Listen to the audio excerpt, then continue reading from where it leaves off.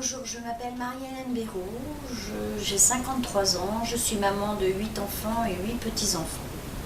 Je vais vous raconter le vécu de l'alcool. Je suis abstinente volontaire, je n'ai jamais bu d'alcool. J'ai vécu l'alcool avec mon frère qui buvait assez souvent. Chez lui, l'alcool, il était très très méchant. Ça le rendait très méchant. Autrement, quand il n'avait pas vu, c'était un homme super gentil. Mais dès qu'il buvait, il n'y avait que la méchanceté. Donc je me rappelle d'une histoire, enfin une histoire, c'est pas une histoire, plutôt l'horreur d'un soir de novembre. Je me rappelle, j'étais dans la petite cuisine de mes parents et ma maman était à la cuisinière et mon frère rentre. Et je sais pas ce qui s'est passé en lui. Il a enlevé son manteau et puis il s'est dirigé vers ma mère et ma mère lui a dit mais qu'est-ce que tu fais là, Christian, tu rentres encore ivre, j'en ai marre. Et ça lui a pas plu. Et là il a pris ma mère et lui a mis des coups de poing, des coups de poing, des coups de poing partout. Ma mère elle s'est effondrée et moi j'étais toute petite, j'ai dit arrête. Et je l'ai crue morte. Je l'ai crue morte. Et après, il s'est attaqué à moi. Il me rappelle, mais comme si c'était aujourd'hui, il me lance un coup de couteau dans la cuisse. Je fais aïe. Et mon papa est intervenu, mais c'était trop tard. Et après, mon frère, il est parti se coucher. Et puis, on a appelé le médecin. Le médecin, il a soigné ma maman. Et puis, moi, j'étais que superficielle. Hein. C'était surtout ma maman. Et voilà, enfin voilà ce qui s'est passé dans ma jeunesse. Il y avait autre chose, il y a eu plein de choses. À chaque fois, il était méchant. L'alcool le rend très méchant. Donc c'est pour ça que je veux faire passer aussi ce message pour l'alcool, que l'alcool, on n'est plus le même humain.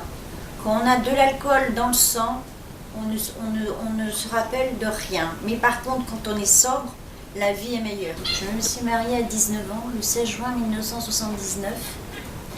Mon mari était sobre pendant 4 ans. À la naissance de mon deuxième enfant, il s'est mis à boire, comme tout le monde. 1 verre, 2 verres, 3, 4 verres, comme tout le monde. Et de plus en plus, il buvait. C'est passé à 1 bouteille, ou 2 bouteilles. Et à chaque fois, il fallait ces 2 bouteilles au soir. Et il ne buvait jamais à son travail. Mais il fallait toujours ces 2 bouteilles à la maison. Si j'avais pas acheté son vin, parce que c'est moi qui l'achetais, hein, c'est toujours moi qui l'achetais, si j'avais pas acheté son vin, je savais qu'il rentrait à 6 heures, il fallait ces 2 bouteilles de rosé, autrement ça aurait été l'enfer. Et ça a été comme ça pendant des années. Et vraiment à la fin de son alcoolisme, juste avant qu'il se fasse soigner, c'était 3 bouteilles, voire 4. Et il allait au café, boire des bières. Et à chaque fois, il était ivre, mais ivre mort, toujours ivre mort. Ça a été un enfer pour moi et mes enfants. Il ne nous tapait jamais. Il se prenait aux meubles, quoi. Souvent aux meubles quand il était, comment dirais-je, comme dans le jargon qu'on dit, alcoolisme, on dit... Oui. Non, pas bourré, quand on est entre deux vins. Tu sais, on est méchant entre 2 vins. Autrement, quand il était vraiment coué, comme on dit, il dormait tout le temps. Donc ça a duré 15 ans quand même, l'alcoolisme avec lui. Je suis restée avec lui 15 ans, je l'aimais, hein, je l'aimais, je ne pouvais pas le quitter. Donc on a eu 8 enfants ensemble. Je ne pouvais pas le quitter, c'était impossible. Impossible. Donc au bout de 15 ans, il a voulu se faire soigner. Il a eu un déclic. Parce qu'on dit toujours dans la maladie alcoolique, le patient a toujours un déclic pour arrêter. On avait 2 petits jumeaux dans nos 8 enfants, je me rappellerai, c'est un souvenir. Il rampait dans la cuisine. Et puis, je sais pas, mon mari, il ouvre le frigo, et puis voilà sa bouteille de rosé. Et puis, je sais pas, il a eu l'impression que ces 2 petits, ils parlaient pas du tout, hein, mais qui lui ont dit, ça c'est à papa, faut pas toucher. Alors il s'est dit, il a refermé le frigo, il a fini sa bouteille, puis complètement bourré, il me fait, demain, tu m'emmènes à Boulogne. Mes grands enfants, Je dis c'est pas possible, papa pourra jamais y aller. Puis je me rappelle parce que en fait, je raconte un petit peu parce que je trouve ça sympa. Enfin sympa. Il y a des moments où c'était sympa, quand on regardait tous la télé, et puis ce jour-là c'était The Max. Et puis le lendemain matin, il s'est réveillé et il me dit tu m'emmènes à Boulogne. Mais il me dit avant tu vas me chercher mes 2 bouteilles de rosé. Donc je suis allée chercher ces 2 bouteilles de rosé, il les a bu complètement, paf, il est parti. À 2 kilomètres de Boulogne, il voit un café et me fait tu m'arrêtes ici, je veux boire. Alors je me suis dit ça y est, c'est fini, il ne voudra jamais y retourner. Il reste une demi-heure, au bout d'une demi-heure il revient, il part à Boulogne.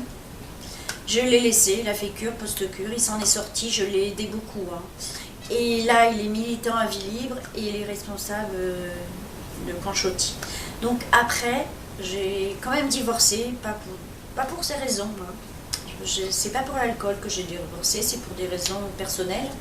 J'ai rencontré mon conjoint actuel et malheureusement c'était un malade alcoolique. Donc je me suis aperçue, ça a duré quelques mois parce que j'étais tombée amoureuse de lui, malheureusement. Malheureusement parce qu'en fait j'étais retombée amoureuse d'un malade alcoolique alors que j'avais vu l'enfer avec mon ex-époux. Et ça a fait que, voilà, c'est pour ça que j'ai... Justement, comment vous l'avez approché alors du coup, Willy, votre nouveau conjoint? Est-ce que vous en avez parlé tout de suite justement ou... Non, je l'ai vu et comme je l'aimais, je me suis dit peut-être qu'il est peut-être pas malade alcoolique, peut-être qu'il boit, mais au fil des temps, je me suis aperçue qu'il était malade alcoolique et que je ne pourrais pas vivre ça. Donc je vais vous raconter quelque chose de ce que j'ai fait pour Willy. Malheureusement, j'aurais jamais dû le faire, mais bon, qu'est-ce que vous voulez? Je l'ai fait quand même. C'était un soir, il pleuvait très très fort, et puis Willy, il manquait du pastis, et il était déjà bien éméché. Donc il me dit, va me chercher une bouteille de pastis. Vous savez, quand on est bourré, on dit pas s'il vous plaît, nanana. Il me dit, va me chercher. Alors, pendant un quart d'heure, hein, j'ai dit non, j'irai pas. T'as qu'à te déplacer toi-même. Mais il titubait, il ne pouvait pas y aller. Alors je lui dis, ok, j'y vais. Donc je vais dans cette fameuse épicerie. J'avais un petit peu la honte, parce que Willy, c'est là qu'il malheureusement, dans la petite épicerie, il allait jamais dans les grands magasins avec moi, hein, tout au moins. Et donc je suis revenue, il pleuvait, incroyable, je n'avais même pas pris de parapluie. Et puis je lui pose la bouteille sur la table et je lui dis, maintenant tu choisis l'alcool ou moi?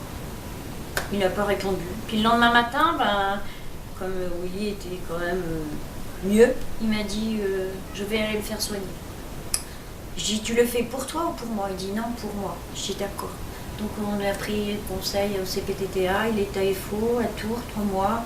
Puis à post-cours, ça fait 4 ans qu'il est abstinent. Maintenant il milite à vie libre. Il est vice-responsable avec Christian. Donc voilà, et je voudrais faire passer un petit message aux jeunes. Voilà, car je sais que la maladie alcoolique, ça rend vraiment une vie d'enfer. Donc les jeunes qui boivent beaucoup, faites attention, soyez prudents et essayez de diminuer, car vous savez que quand on tombe dans cette maladie, ça détruit, comme je vous ai dit tout à l'heure, tout. Et quand on est jeune, la vie est tellement belle, il faut aller de l'avant. Alors écoutez, c'est le message que je viens de vous dire. Si vous vous voyez en danger, si vous voyez que vous buvez trop d'alcool et que c'est tous les jours, arrêtez. Essayez d'arrêter ou aller dans des associations comme la nôtre, allez voir les professionnels et vous verrez la vie est beaucoup mieux sans alcool. Et je vais faire passer un message aussi pour terminer mon interview. Je fais bravo à toute mon équipe qui sont devenus mes amis, car ils sont là avec moi, ils militent avec moi pour Villiers, pour aider les malades dans l'acheminement de leur guérison. Et je veux vous dire aussi, c'est que la maladie, nous on n'est pas contre l'alcool, mais contre la maladie. Et je veux vous dire que vivre, moi je peux me permettre de vous dire que vivre sans alcool, c'est la joie, le bonheur, parce que moi j'ai jamais bu et j'ai toujours fêté. J'ai toujours fait des javas sans alcool et je me suis bien amusée. Alors je dis, battez-vous ceux qui boivent, et vive Willy. Voilà, Marie.